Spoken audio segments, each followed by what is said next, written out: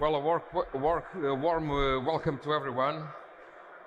This is our last day, but we still have some interesting conversations for our last day.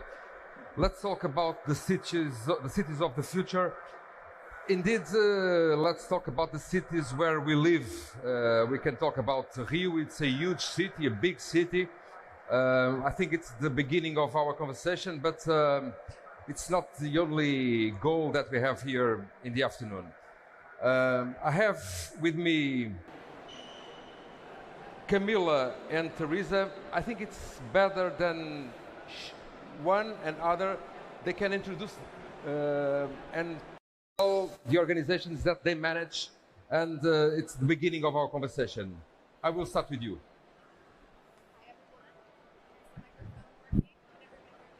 I think that we have a problem with your microphone. Mine is working. Maybe I can start. Yours is okay. Hi, everyone. Thank you, everyone, for being here today. My name is Camila Jordan, and I work at Teto Brazil as the executive director. And Teto is an organization that works together with favelas and their residents and young volunteers in search for concrete solutions for the challenges that these communities face. And today, I think it's important for us to be here because we know that in our society there's a tendency for us to talk in bubbles and not to consider the entire society. And when we're talking about the future of cities, the future of climate change and how that will impact our lives, we have to look at the most vulnerabilized communities in our countries and especially in Brazil and Latin America. So I think today we're here to talk a little bit from that perspective, from the work that we do and how we should, even in an event where we're talking about future and so much technology, how is this technology actually used in favor of the future that we want to build, that we want to see? Thank you so much. Can everyone hear me now? Let's see if your microphone is already... Can you hear me now? Not yet. I will ask our technician team to I can just maybe change it. No, it's working. Yeah? No? You can hear me? Okay, great. Okay. Thank you. Okay, I'm Theresa Williamson. It's an honor to be here with everyone. I'm executive director of Catalytic Communities, which is a nonprofit that works also with favela communities. We focus. You made a similar work. Yeah, well, quite different actually. So Teto, Camila's organization, as she pointed out, they work with volunteers to support favelas that are in a particularly precarious state, to provide basic housing to people who don't have basic housing. Our organization, Catalytic Communities, we specifically support consolidated favelas. So these are neighborhoods that have been around often for generations, where residents have built up their communities over time, and where residents want to stay and continue improving their neighborhoods. So Catalytic Communities has three major areas of action. We'd work with narrative. So how many of you here have been to a favela? Raise your hands. Well, there are a lot. Excellent. It's our public. Excellent. It's our public here. A couple, maybe 15 years ago, a volunteer of ours in New York went around asking people in the street if they'd been to favelas. It was a very small sample size, but she found that the 90% of people who had actually been to favelas had a positive image of these communities, even abroad, which was almost the polar opposite of people who hadn't been to favelas. So part of our work is around understanding these communities, creating nuance and improving the narrative. Another part of our work is around building sustainable projects. So we have a network called the Sustainable Favela Network with hundreds of organizers who do solar, community museums, green roofs, and they're trying to basically develop their favelas in a sustainable way. And then finally, we also work around land rights with a Favela Community Land Trust project. And so we can talk about that later. Okay, let's do it. Theresa, it's not in our grid, but tell me, what are changing in these 15 years? Because you are telling that 15 years ago, the situation was a little bit, was very different. What are the changes in this, if we can make a timeline? We've been working with favelas in Rio for 24 years total, and there has been a huge evolution in that period. mostly because of community investment, so residents improving their own homes over time, also because of communications access, social media, federal affirmative action programs that mean that young people from favelas are increasingly accessing universities. But there are thousands of community organizations in Rio's favelas, and that sort of network of civil society only grows stronger from year to year. Okay. Camila, in your perspective, when we are talking about the cities of the future, what we are talking about, if we imagine a city of the future, what we are talking about? So I think, for us to have a little bit of context, Latin America in special and Brazil is one of the most urbanized countries in the world, meaning that 86% of people in Brazil already live in urban centers. So we are already the future, even if we're considering other places of the planet. And so when we're talking about the future and about sustainability and what these cities should continually evolving for them to look like what we want, we really need to consider that we don't reproduce the problems that we already have. That we really look for solutions, and that technology and resources, and that is something that we believe in. And Teto is that we should start by the most vulnerable communities, because if we start with the people that are currently not having any access to any basic rights, and that is one of the interesting differences between our work with Theresa and me, is that Teto focuses really on the communities that are where 40% from our data at Teto live in wooden shacks.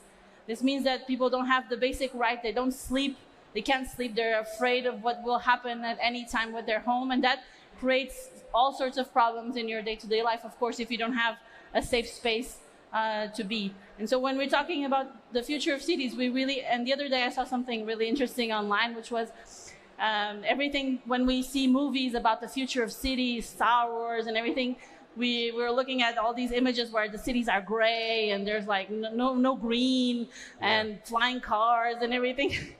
And then there was this provocation of, and if we ask AI, and someone asked AI, what would cities look like in the future if they were actually sustainable? And it was this really funny image that we never actually see of all this green and like robots interacting in a very green space and actually helping people out in a more sustainable and just way. So I think the first thing that starts is what are we imagining? Because if we are imagining just flying cars and the pizza being delivered by drones and things like that, how we're not talking about things that are still so basic as basic sanitation. I mean, in Brazil, over 50% of people still don't have access to basic sanitation. So we really need to use all of the resources and all of our knowledge towards solving the problems that have been around for centuries. Because if we don't do that, we'll just keep going in the same direction. And I think that's also why it's so important to have spaces like this here today. We're definitely not in the tech world as maybe other people are, but it is important that we pierce that bubble and really talk about how we use all those resources towards creating these cities that are inclusive for all, because today they're not. Well, we the people, we the citizens, we need to do the right things, of course. But do you think that the politicians, they think that they need to take the right decisions about what they need to do about the future, or it's not a key point for them? So I'll talk a little bit to this. It's an open question. Well, so I'm an urban planner, and I studied at the University of Pennsylvania. And so I studied the exact same curriculum, or very similar to what urban planners all over the world study, and what they're trying to implement all over the world. And we know that our cities are becoming more and more similar in many ways and not more and more unique. And I would actually ask everyone here, what do you value in a city? Those of you who love cities, what is it that you love about a city? Is it the spontaneous interaction? Is it the unique nature of neighborhoods? Is it communities? Because usually what we love about cities are things that come from the people who grew up there. They're the people who built the city. They're the communities who physically built the city, who built its culture. In our case here in Rio, it's the favelas that basically provide the culture of the city. and politicians often go to this level of expertise that ignores all of this knowledge at the grassroots. And so our cities are becoming more and more sterile. And going back to Camila's point, if we actually thought about our cities from the perspective of centering the people who are most vulnerable in our plans, we would naturally be building cities better for everyone. So if politicians invested in those communities, but not top down, not what urban planners think need to be doing, but what communities need to do. If you go to a community meeting in a favela with public officials, typically the top 3 demands are sanitation, education, and healthcare. It's almost universal. Housing. But those are not where the investments are. Even though, think pandemic, those are exactly the 3 things we needed. Communities know, they have the knowledge, they already know what needs to be done. In fact, they're doing it. They're building those things in the absence of government. That's what informal settlements are at their heart. And so we need to find ways to see that, value that, support that, and then build our cities from there. In a way, you answered to the question how the cities of the future look like. It's I think that part of the answer is already there. When we talking about the cities of the future, let me just put something on the table. First time that I came to Rio, well, many years ago, I think that I was a teenager.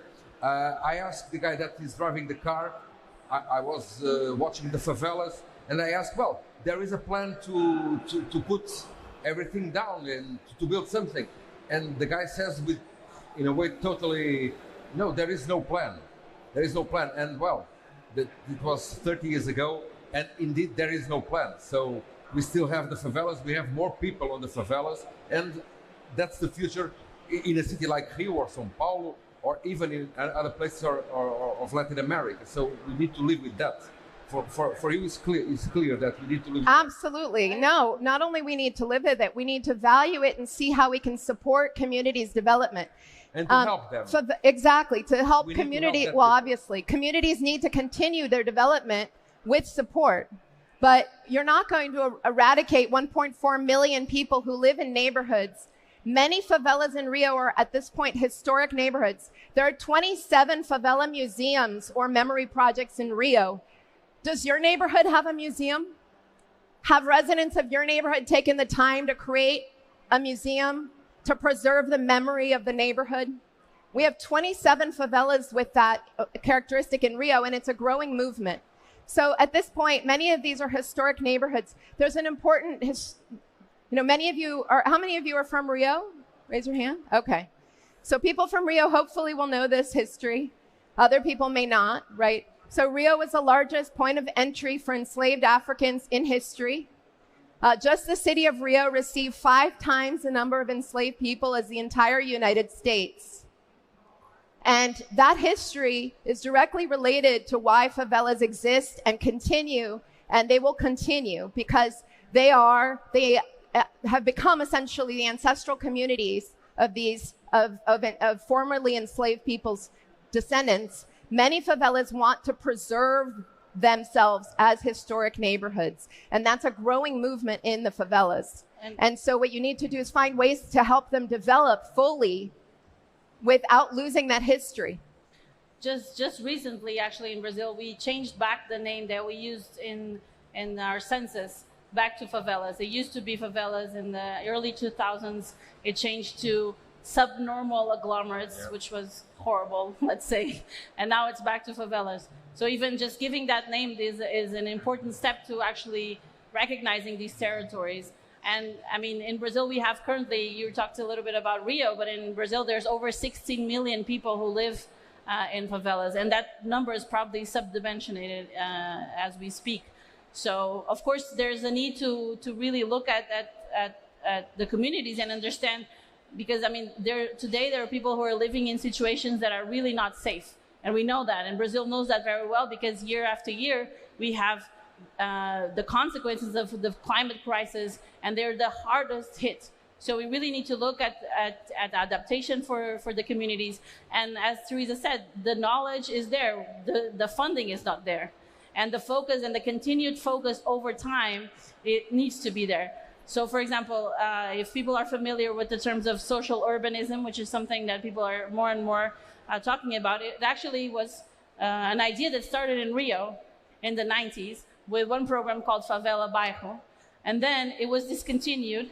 People from Medellin in Colombia came to Rio, understood the idea of the program, took it back to Colombia. And Medellin, which was one of the most violent cities in the world with the highest murder rates, is now an example of urbanism from an idea that was taken from here. And there they had a plan, a 20-year-long plan that has been over time continued. And the strongest part of that program, why it worked over so many decades, is because it was from the bottom up. It was because the citizens had such a strong participation, and everyone understood that even if the government changed, the program needed to continue. And that's what we still don't have in Brazil.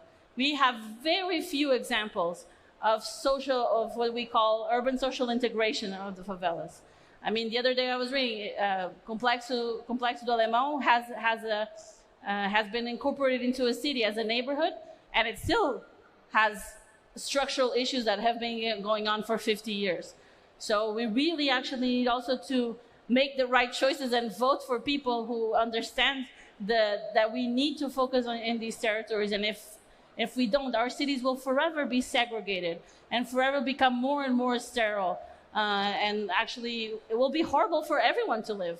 I mean, who wants to live in the condo that you don't enjoy the city at all? You go in with your car, you come out with your car, you go to the shopping center. I mean, I'm sorry. We are here in Baja where everyone lives like that. But I personally prefer to walk around, to enjoy the city in the bike, feel safe on the streets. Sometimes the people live inside the car, inside the house and inside the car. Exactly. And I mean, for our health, it's horrible. We don't walk. We breathe air that is totally polluted. We don't see people. We don't enjoy each other. So we have more or less 5 minutes in the house. You talk about the climate crisis. Well, it's an issue that is on the table every day. Theresa, in your perspective, what is the relationship to solving the housing crisis and the climate crisis? They are connected? Yeah, I think it's an extension of what we've been talking about already, but our house, right? Well, theoretically, our home is shelter. When you think about human needs, what is the home? It's shelter. It's providing your safety from the climate. That's the number one use in that, right? Sadly, we've building our cities increasingly where housing is about creating speculative goods. And that is at a total juxtaposition with housing as shelter. And as a consequence, we have situations of precariousness. You have increasing here in Rio. We've got water access is actually on the decline, not the increase in favelas at the moment. We're hearing more and more communities left days without water. We actually did a study. By the way, anyone who's interested, Aline from our team has a lot of material. She's raising her hand over there. But we did a study called Water and Energy Justice in the Favelas. 15 communities developed the indicators, did the study door to door. And what we're seeing is that basically the services are not improving. Basic services are getting worse in favelas.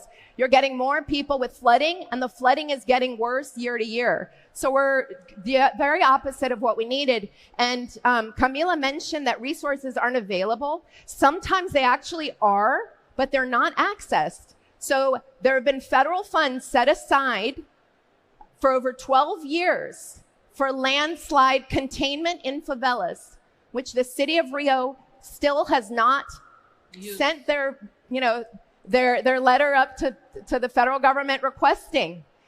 So it's just been sitting there for 12 years. So sometimes it is neglect, or it is, lack of priorities, or looking the other way, or thinking about different parts of the city as where investment should happen and not the areas that most need it.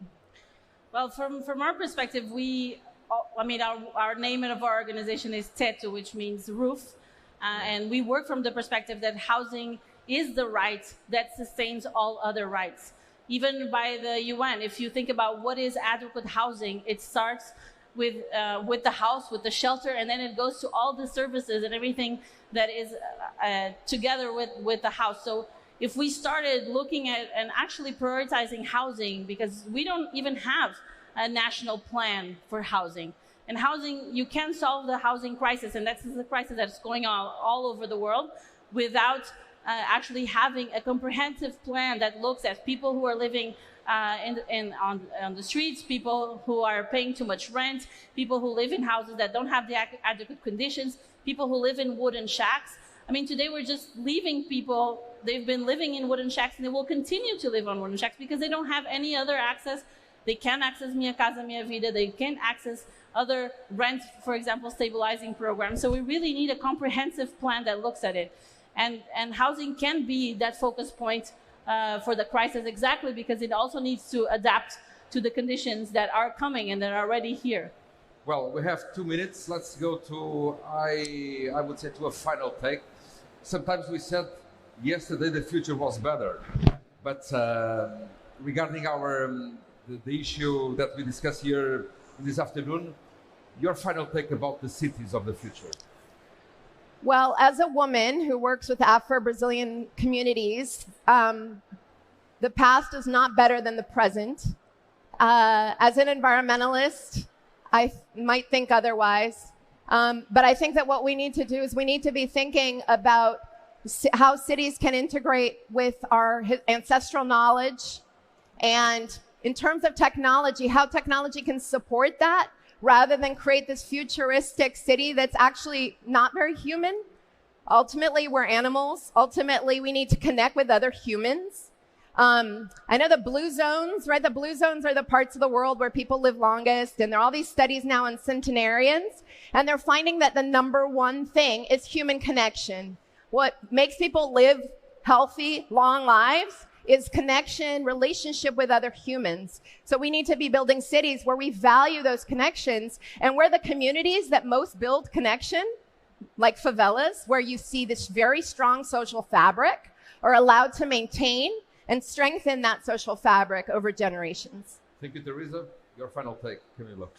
I think if there's one thing that you can remember from everything that we talked about here today, is actually what is the meaning of your house for you on your day-to-day life, and how that is so important to every challenge that you face on your lives, and how everyone actually should be able to access that right.